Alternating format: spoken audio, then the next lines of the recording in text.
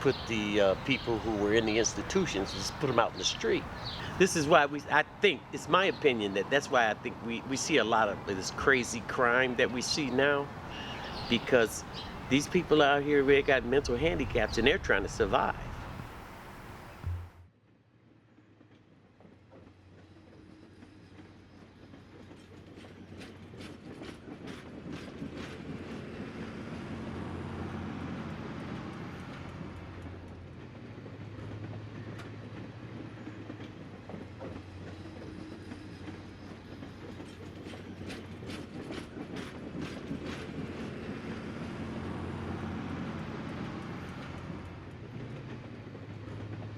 The Cass Corridor is one of the areas where, right now, the majority of the people in poverty stay.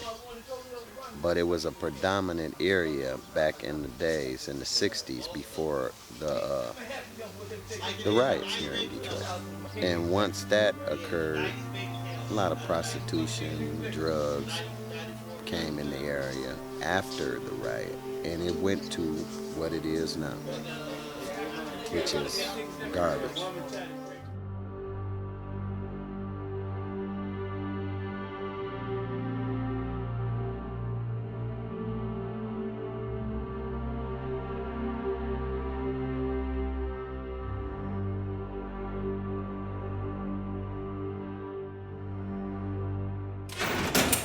I did 32 years in prison. I got out in 2013 for murder. I sell drugs. You name it, I sell it. You know, crack, heroin, speed, acid. I make money. You know, that's my survival. This is a whole different crowd right now. So it's more people with mental handicaps.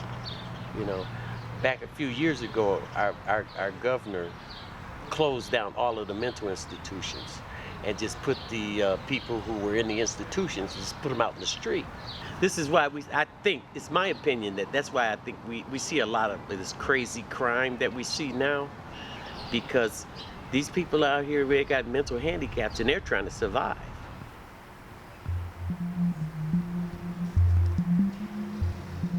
Gary Newsom, 43 years old, staying at the rescue mission right now. How I ended up here, there's a number of reasons why I ended up here. Back in 2004, that's when the auto industry crumbled through the NAFTA trades agreement, which Bill Clinton signed, right? Well, everything changed then, and the economy got worse, cost of living went up, wages went down, people lost their jobs, their homes, foreclosure, the subprime lending. I was a victim of all that. I lost everything. I love Detroit, but as far as, it seemed like the politicians here, they're more concerned with rebuilding downtown Detroit, and they're not really interested in the inner cities of Detroit. They're building the downtown Detroit for stadiums and entertainment and condominiums to try to bring in a lot of the workforce from the suburbs back to Detroit. And they're trying to move the residents out of the city. I'd rather go back to the days where my parents were there in the 70s and 80s, where it was more like a neighborhood, not a hood. They took the neighbor off the hood. We try to deal with people compassionately. That's what we're about at the mission. You know, dealing with social issues compassionately. And most of the time we get that opportunity, but sometimes you just have to be hard with them. They helped me get some stability in my life. They helped me deal with a lot of family issues, social issues, emotional issues, and spiritual issues. For me to get in here, I had to sign up for 90 days. You don't have to do 90 days. These guys up here signed up for 2 years. You don't have to do 2 years. Once they get you in the program to get you out and get you a place, you're gone. Because other people want to get in here that need help, that want to get their act their life back together, they get their manhood back, you know what I'm saying? Because no one wants to be here. You can't bring women in here. You know, they feed women, but you can't bring your girlfriend in here. You can have a visitor. You really want to get out the way you are now, I say you need to go to places like this, because you will end up this way if you don't get your, get your act together, basically. Just say I'm positive. Kids today now, want to be a rap star, basketball player. I mean, that's all good, but you need a plan B. For new people that want to sign up for the 90-day program. The guys that don't sign up for the 90-day program, they'll let them sit out here, watch TV, sit in a chair, they'll play cards or they'll watch a movie or something. And that's still better than sleeping out there. Detroit is a survival city. If you can survive here, you can survive anywhere. Cash Corridor to me is a survival. It's like prison. If the weak gonna get preyed on. The strong, it's gonna be left alone. I mean, if you stick around, you'll see a lot of crazy things in here. But as far as crazy, which one, Donnell? Let's pick one for them. What is the thing that you regret the most in your life? Being a bounty hunter, go after people that jump bail. They wouldn't go to court. They got arrested. I bail you out through a bail bondsman, and you skip, and then they'd send me after you to get back. And sometimes I had to kill. That was blood money, but I took it. I had to put food on the table because I enjoyed it too much. Being a bounty hunter. Bounty hunter? Say that. That's what he used to do. Say that the GPS is taken off. If the police can't find you at the address that you're supposed to be at, then they'll hire him. And he'll find you because they pay him to find you. If you didn't show up for court, then he would contact me, give me your personal information, and you give me your file, and then I go look for you. And I'll try to bring you in alive. And if you run, and if you try to hide, I'll find you. So that's what his job was. And it's dangerous because 9 times out of 10, if you are absconded, you don't want to go back. So you got to do any means necessary to stay out. So he probably got some stories that he can tell you. But it just got to the point where I started having dreams. My conscience started bothering me a little bit. And each day went by, I just drank more and more and more. And I killed the wrong person, and I was cleared, but I killed the wrong person.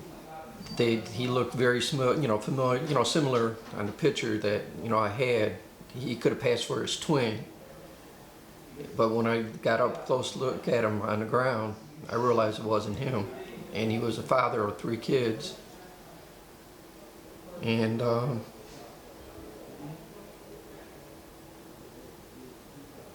I took their father away from them, and that's when I started, downhill. Love? What is love? What is love? It's a weakness. Because the simple reason is, if I had your mother hostage, you would kill your girlfriend. If I told you right now, I got your mother hostage and I had you on the phone with her and she talking to you, say, baby, he got a gun up to my head and he wants you to kill your girlfriend. Which one you gonna kill?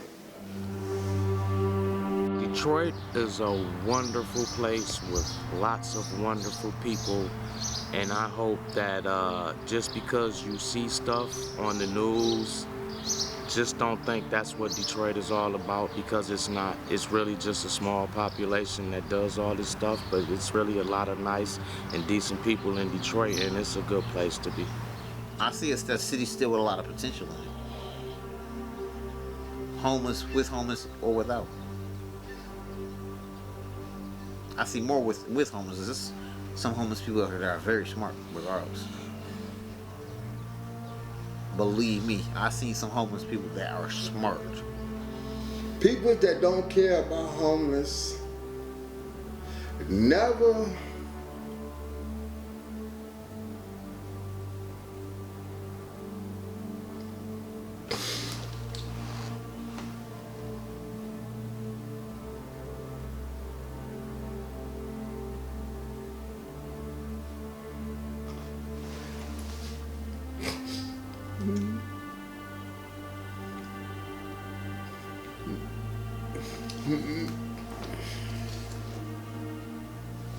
Never fault something that God have allowed to happen, because it can happen to you. It is a lie. The American dream is a lie. It's only, I mean, it's the American dream is what you make it. It's not what is sold to you. It's a joke. Look at us. Look at what you see here. Come on. Yeah. It's a joke. I always thought it was a joke. I don't think it's real. Own a home, get a dog, own a car, send your kids to college. None of that. They change affirmative action. And you tell me I should be angry? Yes. I'm angry, but am I controlling that anger? Yes. And what I do is I turn it over to God. God told me, whatever you put in my hands, I would deal with.